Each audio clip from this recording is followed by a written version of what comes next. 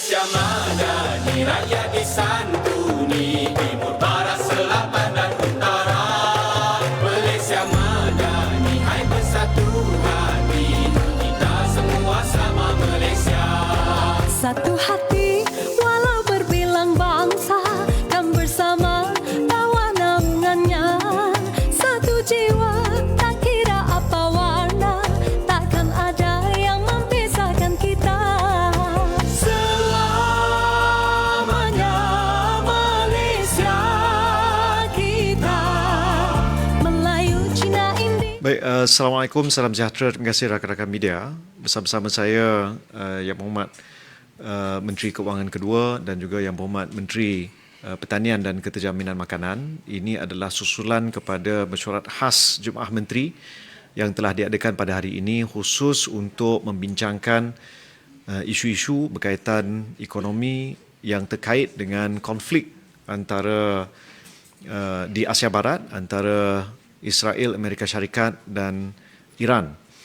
Dalam mesyuarat pada hari ini yang telah dibincangkan turut melibatkan beberapa persiapan yang mana Yang Amat Berhormat Perdana Menteri telah mengarahkan supaya semua kementerian dan semua menteri melakukan sesi libat urus dengan industri di bawah kementerian masing-masing untuk mendapatkan maklum balas, pandangan, dapatan, kesan yang mungkin dirasai oleh industri tersebut akibat daripada pergolakan di Asia Barat. Dan hasil daripada sesi libat urus itu akan dibawa pertama ke mesyuarat Jumaah Menteri pada minggu hadapan, pada hari Selasa, dan wakil-wakil industri juga akan dijemput untuk melakukan pembentangan bagi pihak industri masing-masing di mesyuarat Majlis Tindakan Ekonomi Negara yang akan datang, M10. Dan untuk maklumat lanjut, komunikasi daripada pejabat Perdana Menteri akan dikeluarkan ataupun daripada Kementerian Keuangan. Pada masa yang sama, beberapa ikhtiar sedang diteliti. Yang Amat Berhormat Perdana Menteri telah minta supaya Ketua Setiausaha Negara dan Ketua Pengarah Perkhidmatan Awam meneliti cadangan bekerja dari rumah atau work from home untuk pastikan beberapa perkara terselaras. Ini untuk sektor awam dan hasil daripada perbincangan itu akan dibincang dan diputuskan dalam mesyuarat insya-Allah pada Selasa depan. Untuk meneruskan sidang media, saya ingin pertama menjemput Yang Berhormat Menteri Keuangan Kedua dan selepas itu Yang Berhormat Menteri Pertanian dan Keterjaminan Makanan. Datuk Seri. Terima kasih Datuk Fahmi. Assalamualaikum warahmatullahi wabarakatuh. Selamat pagi. Hari ini seperti yang diceritakan oleh Yang Berhormat Datuk Fahmi, Kabinet telah ada sesi khas untuk berbincang tentang isu-isu yang berbangkit daripada konflik yang ada di Asia Barat. Mungkin saya nak terangkan sikit, latar belakang sikit dan boleh kita contextualize kepada apa yang impactnya kepada Malaysia dan apakah pendirian kerajaan dalam menangani isu-isu ini, dan insya-Allah kita akan dapat rumuskan keadaan untuk Malaysia. Kita mula dengan, kalau kita tengok daripada kepentingan kenapa Asia Barat itu penting untuk dunia. Dari segi keseluruhannya, Asia Barat adalah satu area yang menjana pengeluaran minyak dan gas yang terpenting di dunia. 20% pada pengeluaran minyak dan LNG datang daripada Asia Barat. Dan kebanyakannya terletak daripada di belah timur Asia Barat. Ya. Jadi masalah yang kita ada, susulan daripada konflik yang ada sekarang ialah kekangan yang ada kerana sekatan yang berlaku di Selat Hormuz. Kalau sekatan itu berlaku dalam jangka masa yang panjang, tentu sekali impaknya kepada supply yang ada di luar negara dan juga impak dari segi harga minyak. Kita pernah nampak lonjakan harga minyak yang mendadak dalam masa 2 minggu ni, di mana Brent kalau kita pakai itu sebagai penanda aras telah naik daripada $60 setung dan mencecah setinggi $119 setung dan kini adalah sekitar $100 setung. Dan kita pun tahu dan dari segi Asia Barat dia juga penting untuk ekspor urea, iaitu satu fertilizer yang digunakan untuk pertanian, dan sulfur dan helium. Jadi rangkaian yang terkesan juga agak besar. Namun kita kena tengok impaknya dari segi negara ke negara. Untuk negara kita, alhamdulillah pada masa sekarang kita melihat yang supply yang ada di dalam negara mencukupi. Ya, seperti apa yang diterangkan oleh Yang Berhormat Perdana Menteri, kita ada cukup bahan tenaga, petrol dan diesel, dan Petronas dan lain-lain syarikat minyak di dalam negara ni sedang berusaha juga untuk memanjangkan supply yang ada dalam negara. Jadi alhamdulillah kita tak ada gangguan bekalan seperti mungkin yang ada di beberapa negara di luar sana. Ini kerana pertama kita ada supply yang baik dari segi gas yang ada kita cari gali dan kita produce di dalam Malaysia, dan juga kita punya refinery capacity dan juga kita punya production of oil and gas dalam negara dapat menolong itu. Dan juga dari segi storage yang ada dalam negara. So alhamdulillah dari segi bekalan tu dia stabil. Namun kita tak kata kita tak terkesan. Kita memang terkesan dari segi harga barangan yang ada, kerana harga minyak tu ditentukan daripada harga pasaran dunia, ya. Yang seperti saya katakan tadi, harga tu pun dah melonjak. Namun Kerajaan Madani mengambil pendekatan untuk memastikan yang rakyat dapat disokong, ya, dan alhamdulillah kita dapat mengekal sokongan kita beri melalui kita punya Budi 95 punya program dengan budi individu, budi agri dan budi komoditi. Dan ini memberi sikit kelegaan saya rasa kepada rakyat yang ada sekarang, ya, kerana kerajaan memberi sokongan. Namun kita kena faham yang bila kita dapat mengekalkan harga itu mestinya ada implikasi kepada kerajaan. Jadi saya nak bagi gambaran sikitlah besar mana implikasi yang ada kepada kerajaan, ya, kerana kita mengekalkan harga walaupun harga pasaran dah naik dengan banyak. Kita kira dari segi apa yang berlaku sekarang, kenaikan harga minyak bermakna kita punya subsidi itu naik lebih kurang 2 bilion ringgit, ya, berbanding 700 juta yang sebelum ni kita bayar. Untuk petrol dan untuk diesel dah naik sampai 1 bilion ringgit. Ni kerana kita nak mengekalkan harga, kerana kita rasa penting untuk rakyat ada kesemambungan. Beban ni kita rasa kita boleh menampungnya kerana kita telah buat banyak reformasi fiskal dan konsolidasi fiskal yang kita buat dalam 3 tahun Kerajaan Madani memerintah ni. Dan alhamdulillah ruang itu kita pakai. Namun isu yang penting juga kita kena ingat ialah konflik yang ada di Asia Barat ni kita tak tahu berapa lama akan berlangsung, ya. Jadi adalah penting juga kita melihat apa-apa langkah-langkah kehadapan yang kita boleh buat untuk mengurangkan beban yang ada dan juga memastikan kita menggunakan ruang ini membuat pembaharuan yang baik, yang kita kata orang putih kata apa, no regret move. Seperti yang diceritakan, kalau kita tengok dalam keadaan-keadaan macam ni, kesederhanaan tu penting lah, ya. Kalau kita tahu conditionnya tak stabil, dan kita pun kena ambil usaha kita sendiri. Jadi dari saranan Yang Berhormat Perdana Menteri untuk GLC dan government tidak mengadakan jamuan hari raya, itulah satu cara penjimatan yang dibuat. Ini bukan kita tak nak orang menyambut, orang masih boleh menyambut di rumah dengan sahabat handai, dengan keluarga, itu tak ada masalah. Tapi sebagai signal untuk semua orang, untuk kita mengambil peluang di mana kita rasa kita boleh, kita patut buatlah. Jadi dari segi pendekatan kerajaan juga kita akan melihat usaha-usaha lain seperti work from home. Kita melihat usaha-usaha lain dengan mengurangkan penggunaan electricity ataupun suhu aircon yang ada dalam pejabat-pejabat. Ni usaha-usaha yang kita kata tak ada regret lah kan.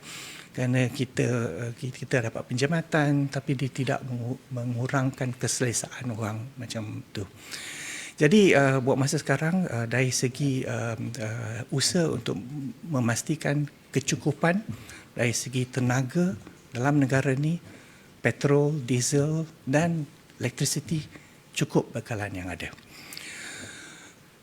Ke hadapan, kita juga nak melihat impak kepada ekonomi Malaysia.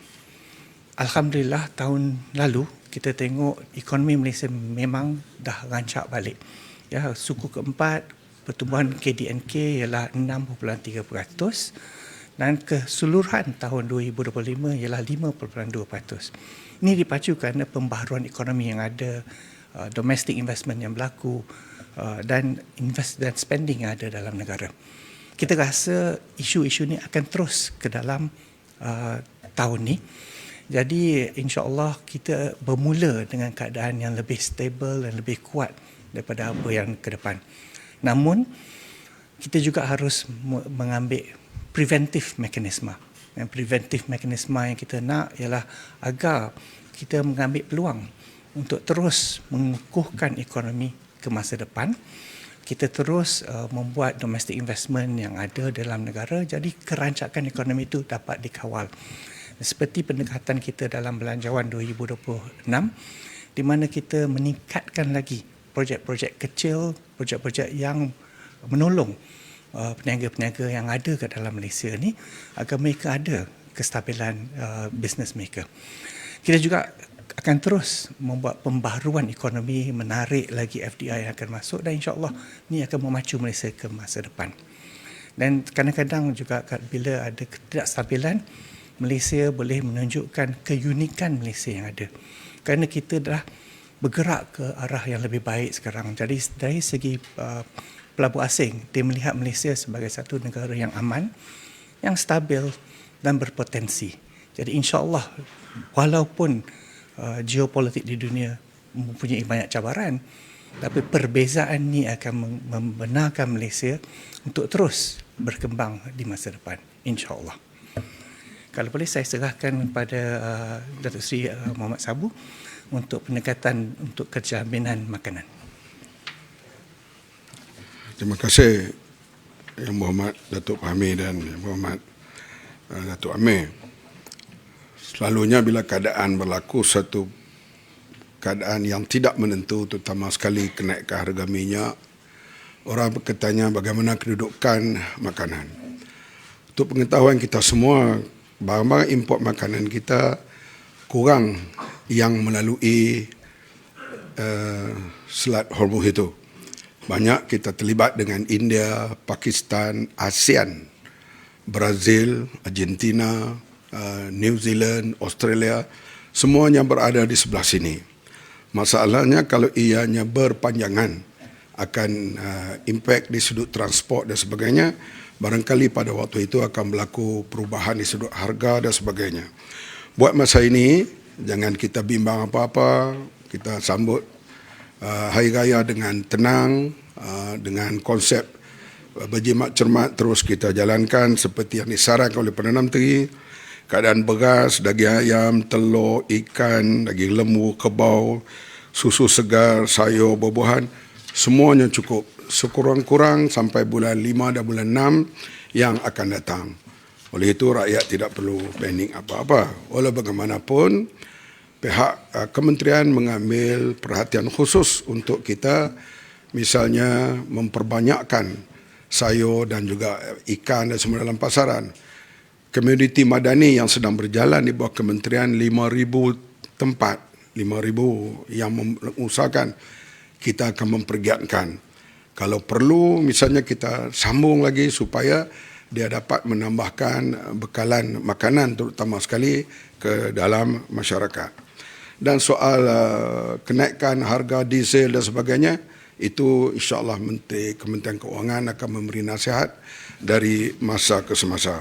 Buat masa ini kita akan misalnya pertingkatkan jualan agro madani, jualan rahmah dan sebagainya untuk masyarakat mendapat harga yang berpatutan.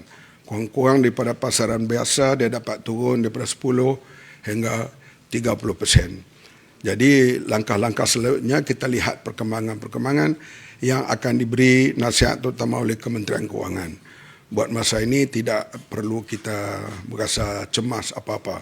Keadaan semua cukup. Beras pula, Kabinet dah setuju, kita tambah dari segi stoknya sampai ke 9 bulan. Daripada sekarang hinggalah 9 bulan yang akan datang. Ianya mencukupi. Langkah awal misalnya kita nak beritahu supaya kita kena terlibat, maka pihak Kementerian Pertanian, saya akan mengarahkan pegawai-pegawai yang rumah di atas tanah, bukan rumah flat dan rumah pangsa lah. So, korang memulakan tanaman yang hasilnya cepat. Misalnya cili, terung, kucai dan sebagainya. Dan kita akan memulakan program itu seperti kempen buku hijau di zaman Allahyarham Tun Abdul Razak dulu. Sebab kita tidak tahu krisis di antara Israel, Amerika dan Iran ini, kita tidak tahu bila akan tamat. Sebab sekarang dah berlalu sudah 2 minggu, nampak tanda-tanda pendapatannya tak ada lagi. Dan kita harap dapat diselesaikan cepat. Semoga tidak berlaku perkara-perkara yang tidak diingini, terutama hal kecukupan makanan dan sebagainya. Buat masa ini kita berada dalam, sambutlah Hari Raya ini dengan biasa. InsyaAllah makanan semuanya cukup dan terjamin bekalannya. Terima kasih. Kita buka untuk soalan. Sila ajukan kepada siapa? Datuk Seri. Assalamualaikum. Datuk Seri, saya Hanis daripada Bernama. I have 2 questions for you. Datuk Seri, there's a news report saying that Iran has warned us if the Brent crude price would hit up to $200 per barrel. What are the implications if that were to happen? Macam, for example, Petronas yesterday said that higher crude oil price means more revenue, but it's also higher cost for them. And satu lagi, PM ada cakap macam yesterday, just now you also said that we have enough supply until May. What happen after that if perkara ni berterusan? Okay. I think yang pentingnya kita jangan speculate lah kan. I think speculation is always a very dangerous thing. Yang buat duit adalah hanya speculator. So dalam ruang bila ada pencanggahan dan konflik yang ada di Asia Barat ni, ada banyak speculation yang ada kat luar sana. Yang penting kita fokus about apa yang ada dalam kawalan kita. Dan jadi apa yang ada dalam kawalan kita ialah kita memastikan supply yang ada dalam negara mencukupi. Yang seperti apa yang dikatakan oleh Yang Amat Perdana Menteri, kita ada cukup supply buat masa sekarang sampai bulan Mei. Jadi kestabilan supply itu satu benda yang penting lah kan.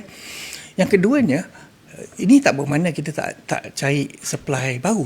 Ya, usaha-usaha untuk mendapat supply baru, untuk mengganti apa yang kita gunakan, terus dilakukan oleh Petronas dengan syarikat-syarikat minyak lain, dan insya-Allah ini akan juga berjaya untuk memanjangkan lagi supply yang ada dalam negara.